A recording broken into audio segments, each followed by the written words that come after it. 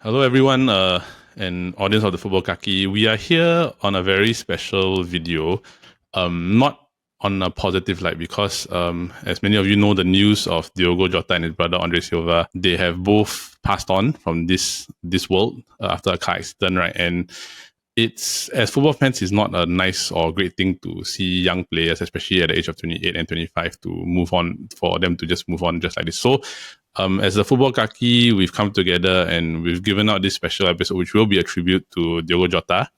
I know that you can see a new face on this channel, right? We hope that it would have been under better circumstances to introduce our new kaki bro and member of the football kaki, Ned here, Nathaniel for long. And he's a Liverpool fan, so you will hear his thoughts today on Diogo Jota, right? But before that, let's just give Ned a nice warm welcome. So, hello, Ned. Welcome to the Football Kaki. Thanks for having me out there. It's nice to be here. Yes, I wish it was on like slightly better terms, lah. Because for any Liverpool fan, I think most of you guys, your hearts are aching. I have Paul on the other side here, of course. I think today the purpose was basically to just pay tribute to Diogo Jota and the type of footballer he was, right? But aside from this, right, as even though me and Paul are United fans, we don't like hearing about this thing, right? So, Ned, I think since it's your first episode here, right, we just want to maybe talk about like what Jota meant to you as a Liverpool fan and your best memories of him, lah. Sure. First and foremost, thanks for having me on for Kakis. I hope to be a regular mainstay here. So looking forward to future episodes when on a not so somber note. Yep. As for the part on Diogo Jota, I think he was, in a sense, he was almost a Milner replacement in where he was like Mr. Reliable. A lot of the times, especially like last season on Klopp's like final season, there was a very big meme on like LFC's Twitter where like a scoreline would finish like 3-1, and of course the final goal would come from like Jota or something. It's happened like more than once, and it's become quite a bit of a thing with him where he's like Mr. Reliable, like we need a goal, put Jota on. Like none of our attackers are doing anything. That's how you know you sub number 20 on. Yeah. So I think that's that for me in a personal sense. I don't know. For me, it still doesn't really feel real that Jota isn't really in this world with us anymore.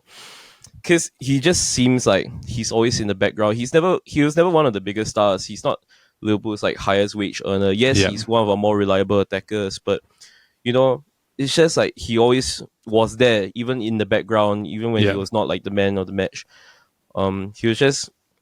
He's always a presence in Liverpool, and you can tell like how affected the squad is. Yes. After his passing, like the words that came out, especially like when Arne Slot first put out that statement, I think that was the first time like I really like clocked in my head, and I think I just cried after that.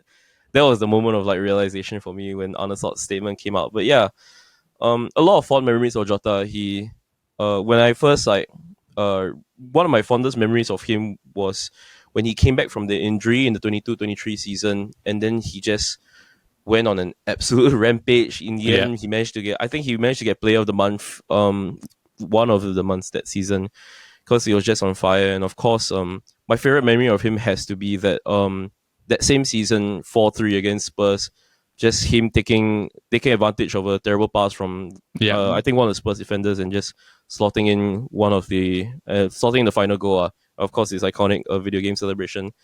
So I think to me that's what Jota meant for me. It's just Mr. Reliable when it comes to goals.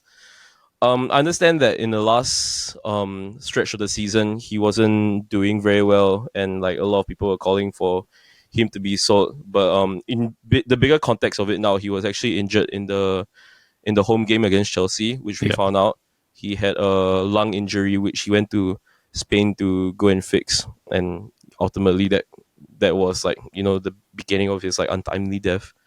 So it's really unfortunate that he, even after like sort of recovering from injury, he still didn't have the surgery that he needed, and you know, he pushed on towards the end of the season, and he didn't look the same. And I guess now we know why. I understand. Yeah.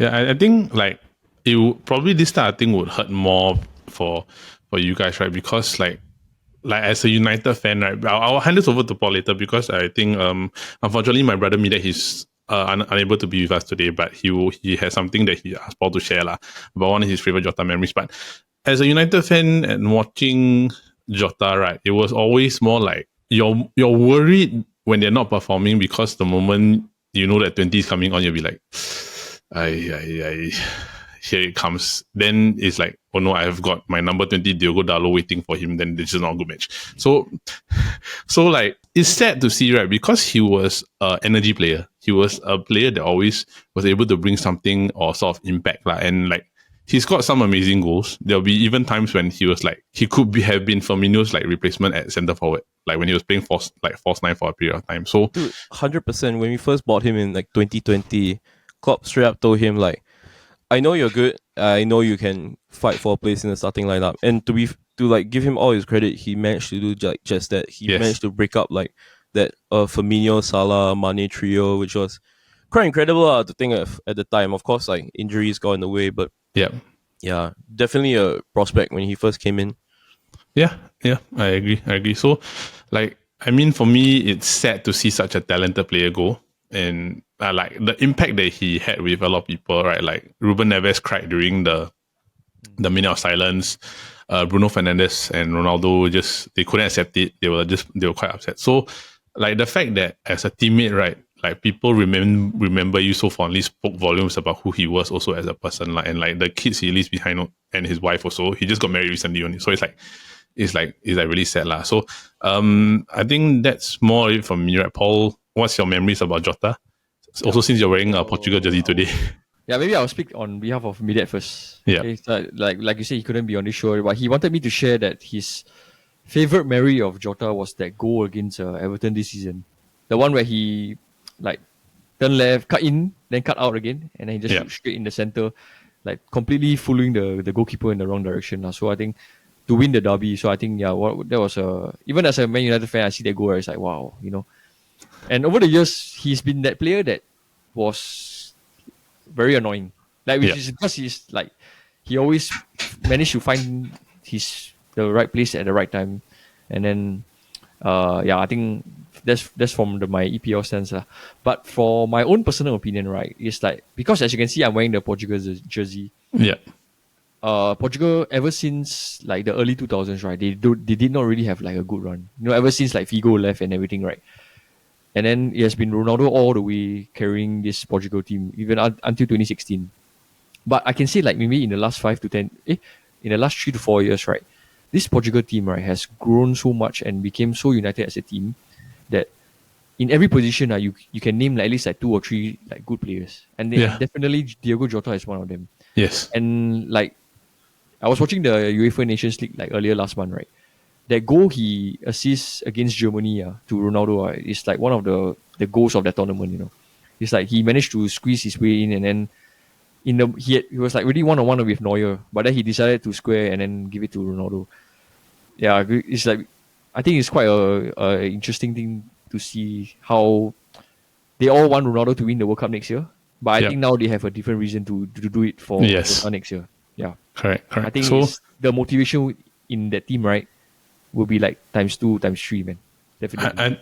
I think it's like probably times 4. Like, maybe times if you were to look at it more like Ronaldo wants a World Cup, then he will then it's like the Ronaldo Messi debate, right? But I think for Portugal it's more than that already. Correct.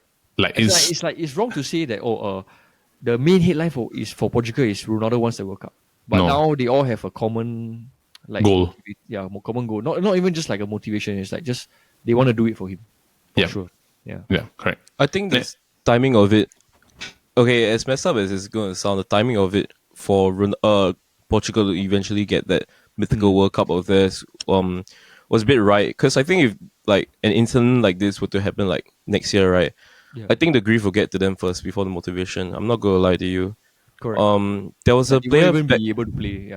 Yeah, for sure. Like, they'll be sitting in the changing room and just like looking at the empty bench and like, oh, this is where like Jota used to sit. I don't think that they would have had that time or space to get over that feeling first. But I think as time goes by, it's gonna be another year, if I'm not wrong, until the World Cup happens. Yep. I think it's gonna allow them to let that feeling sink in and truly give them the motivation to go and go for that run in the World Cup and try and get as deep as possible. Yeah. I think, right, like, overall, right, as we conclude this, the Jota was a brilliant player. I think he's a brilliant teammate. Like none of his teammates have said any ill will about him or anything that was bad about him, right? It's unfortunate that this type of things happen. It tells you that life is short, lah. So I mean, we may be rivals as football fans. We may like different clubs like United, Liverpool, Arsenal, right? But when a star like this passes on just like that, right? Nobody likes to hear it, lah. So we will not do our usual outro for this video for the football kaki, but we just want to say that for those of you who are out there watching this video, we hope that you remember Jota for the player he was and the memories that he brought for a lot of us, both Liverpool and non-Liverpool fans alike. So with that, we come to the end of the football kaki. Have a great week ahead.